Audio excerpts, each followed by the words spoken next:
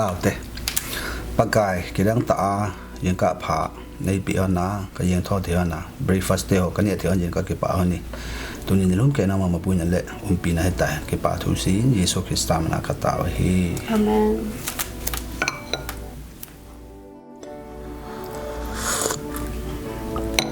tui na tui sel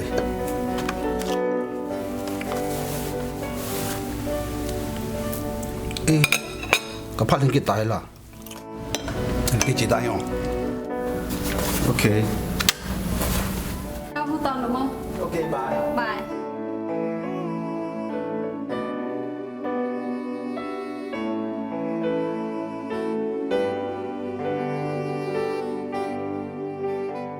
tanu ensunga hi sumla pai sanga ke ngai lu thu pi hi nan nei pui patin he them mi hi jen avai run avai kun na lung nup sa ding apha na hi hingga apa babal kesempatan kesempatan na soon ai betrahi ei son pana ito dingu hibeta koimam na ato thelo na zan hunglung ding ita hi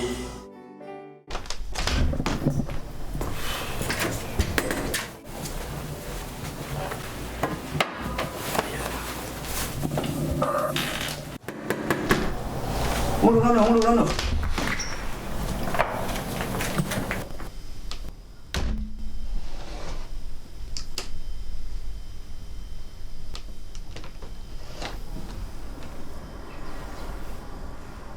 ita tu ni na to nang wai ini nga ham kawai ya ka supervisor pawin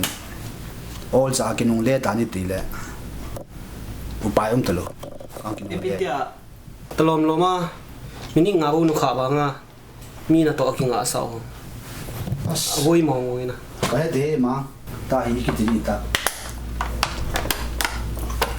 te do ku no company yo company ya yang na to ong en tu la nan do pi na nge ang ni ko na he thil pha ka mu de yong ka ki ne mi na ni ta bong loi pha ka ne ye ka ki pai oi i jo yo se chu min alam pi pin ko ai la do ku ke ni ke de hon ta nge bowling ka ne hon studio na le na le na ba mu le na nong kha kha do na na ni ma na mo ai yo le ke pa me mang phau te le ki dong no saw le na okay okay le na thank you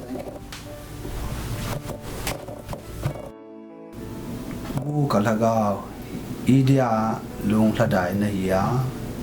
ipiringa kasung thibe a thim thelo na hi pathen ji nga kinem jingin ayi chu kin pathin ka ba choi kit te ding hi ke dia ka pan pi pa le ka pathen chu